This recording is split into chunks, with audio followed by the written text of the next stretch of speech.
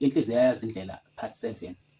Nakuba isiduduzekile inhliziyo kaMlungisi, iduduzwa yithemba, kwakusekhona ukunganeliswa okwakudalwa ngokuzisola. Wayezisola ngokuthi akabuzanga ngani kuNokuthula ukuthi uhlalaphi. Kwakuthi lapho esesekujuleni kosizi kufika umcabango ukuthi cha, njengoba ahlangana noNokuthula ngaleya ndlela basazohlangana futhi. Kodwa wayebuye abone ukuthi lutho angeke aphinde ambone uNokuthula.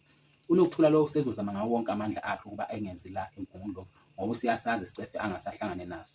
Ngempela wayesebe yisicefe kuNokuthula, akhumbule ukuthukuthela kwakhe, akhumbule ulaka lwakhe, abone ukuthi kukho konke lokhuya ayikho into engenza uNokuthula ukuba amthande.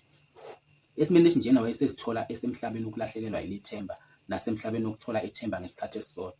Ngesikhathi esisodwa ngoba wayethi nethemba manje kuthi gwiqiqi ngaso leso sikhathi futhi kuqhamuke into ezomlahlisa lelo themba. Kwase kuya ngezinsuku nje, uma khona okuthile okumjabulisile enokuthokoza enhlizweni yakhe abe nethemba. Ithemba livuke, ithemba nokuthi ngelinye ilanga uyombona futhi uNokuthula. Uma kungusuku olubi khona okungamhambeli kahle, nethemba lelo lokuthi uyombona uNokuthula livele liphele nya. Ngesinye isikhathi ithemba lalingahlali ngisho usuku, athi kanti unalo manje kuyabe emva kwehora nje alisekho.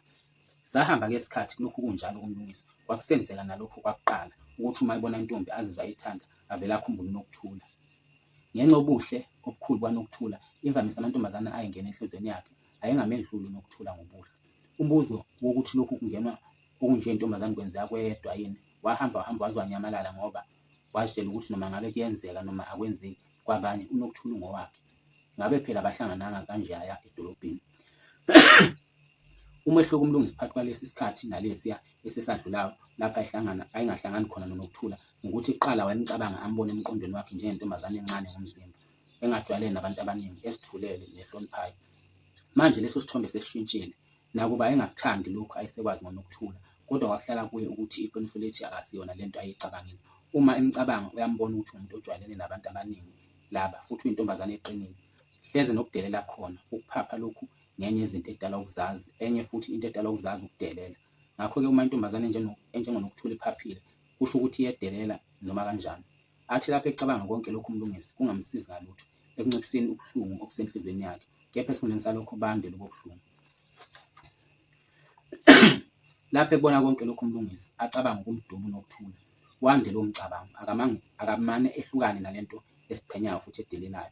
Akamane ehlukane nalento esazovelelwa amabhadi ngenxa yokudelela kwayo. Futhi lamantombazane amahle njengoNokuthula avame ukugugela emgwaqeni ngenxa yezimilo zawo. Uma kungabanga njalo ashade ngokuzilahla nje, eseshada nawo loyo ashada naye ngoba engekho omunye. Bonke abanye sebedlula neminyaka. Naye akavele amyeke uNokuthula lo, usiyozibona ukuthi ugcinaphi. Sahamba impela isikhathi uMlungisi enaleyo ngqondo, kepha khona la athi khona esesihlolisisa khona, wathola ukuthi ngaphakathi kuyena akamnandi umuntu.